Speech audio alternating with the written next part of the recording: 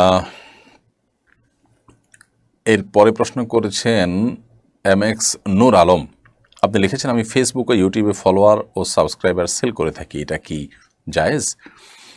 ভাই নূর আলম, এ বিষয়ে উত্তর দেওয়াটা আসলে খুব কঠিন এবং জটিল, কারণ ফেসবুকে আপনি যে ফলোয়ারদেরকে আনছেন বিভিন্ন পেজে, সেই ফলোয়ারদেরকে আনছেন কিভাবে, কোন প্রক্রিয়া, কি দেখিয়ে আনছেন, এরপরে তাদেরকে সেল করে দিলেন।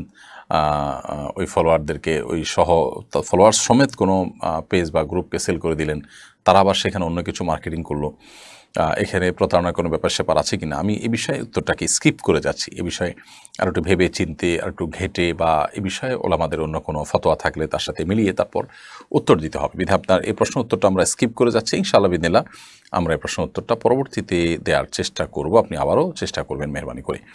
রবিউল ইসলাম, আপনি লিখেছেন, কোরআনের বার্তা বইটা দিয়ে সারা বছর উপকৃত হওয়া যাবে কিনা? কেন নয়? কোরআনের বার্তা এই বইটি, আমাদের তারাবি সালাতে কোরআনের বার্তা বইটিতে আমরা যদিও রমদানের উপযোগী করে, তারাবির উপযোগী করে ভাগ করেছি, কিন্তু শুরুতে 6 দিন শুধুমাত্র 1.5 পারা করে, এরপরে বাকি প্রত্যেক দিন 1 পারা করি। আমরা যদি চাই যে আমি প্রতি 30 দিনে পুরো কোরআনের সামারি জানবো, পুরো কোরআনের নোট জানবো, তাহলে এই বইটি আমার জন্য বিরাট বড় সহায়ক ভূমিকা রাখবে ইনশাআল্লাহ তাআলা। কারণ এখানে আমরা প্রত্যেক পারার সামারি লিখে দিয়েছি মাত্র 4-5 পৃষ্ঠায়। আপনি প্রতিদিন 4-5 পৃষ্ঠা পড়তে আপনার কয় মিনিট সময় লাগবে?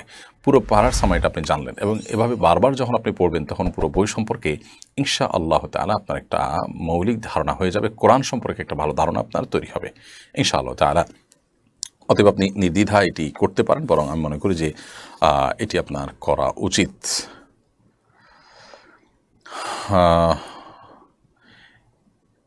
এরপরে মুস্তাফিজুর রহমান নাইম, আপনি লিখেছেন, অমুসলিমের হাসি শুনলে আমরা উত্তরে কি বলবো? অমুসলিমের হাসি যদি আমরা শুনি, তাহলে সেক্ষেত্রে তার জন্য ভিন্নতর কোনো কিছু বলবো এরকম কোনো বর্ণনা নেই। তবে সাধারণত কোনো মুসলিম যখন হাসি দেন, তিনি হাসি ইয়েতে আলহামদুলিল্লাহ বলবেন। হাসি যিনি দিবেন তিনি আলহামদুলিল্লাহ বলার পর আমরা জবাবে ইয়ারহামুকাল্লাহ বলবো যখন যারা শুনবো তারা।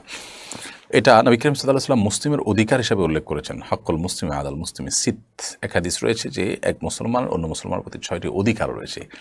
তো সেই অধিকারগুলোর মধ্যে থেকে একটি হলো এটি যে আলহামদুলিল্লাহ বললে আমরা বলবো ইয়ারহামুকাল্লাহ, আল্লাহ তোমার প্রতি রহম করুক।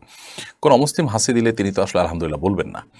যেহেতু তিনি আলহামদুলিল্লাহ বলবেন না, অতএব তাকে ইয়ারহামুকাল্লাহ বলার অপশনও থাকছে না, এবং তাদের জন্য আলাদা কিছু বলার অপশনও নাই। অতএব আমরা নীরবতা অবলম্বন করবো বাহ্যিকভাবে, সেটিই বোঝা যায়। আর উত্তর দেওয়ার যে আবশ্যিকতা রয়েছে হাসির জবাবে, সেটি আমরা অবশ্যই মুসলিমের আলহামদুলিল্লাহর জবাবে বলবো, কারণ মুসলিম তো আলহামদুলিল্লাহ বলবেই না, সে অপশনই নেই। তাছাড়া এটা মুসলমানের অধিকার হিসাবে হাদিসে উল্লেখ করা হয়েছে। MT রহমান, আপনি লিখেছেন, আমার বয়স এখন 19, আমার দাড়ি 2 মুষ্টির বেশি, আমি কি দাড়ির কিছু অংশ কাটতে পারি বা ছাড়তে পারি? ভাই MT রহমান, আপনার এই বয়সে 2 মুষ্টির বেশি যেহেতু দাড়ি রয়েছে, আপনি থুতনির নিচে হাত ধরার পর অতিরিক্ত অংশের যে দাড়িটা, আপনার 1 মুষ্টির অতিরিক্ত দাড়িটা, সেটি আপনি চাইলে কাটতে পারবেন। একাধিক সাহাবী থেকে বুখারী শরীফের হাদিসের আলোকে এটি বর্ণিত যে তারা 1 মুষ্টির অতিরিক্ত দাড়ি কেটেছেন। যদিও প্রিয় নবী সাল্লাল্লাহু আলাইহি ওয়াসাল্লামের সাধারণ নির্দেশনাগুলো দেখলে আমরা দেখি যে তিনি বলেছেন আফুল্লুহা আর খুল্লুহা, তোমরা দাড়িকে ছেড়ে দাও, দাড়িকে বড় করো। দাড়ি কাটার ব্যাপারে কোনো নির্দেশনা হাদিসে নেই, বরং লম্বা করতে বলা হয়েছে, ছেড়ে দিতে বলা হয়েছে, বড় করতে বলা হয়েছে। অতএব আমরা সেই চেষ্টা করব। এর বাইরে দাড়ি যদি কেউ 1 মুষ্টির পরে কাটেন, তাহলে সাহাবীদের বিভিন্ন আমল দ্বারা, বিভিন্ন হাদিস দ্বারা সেটি জায়েজ প্রমাণিত হয়।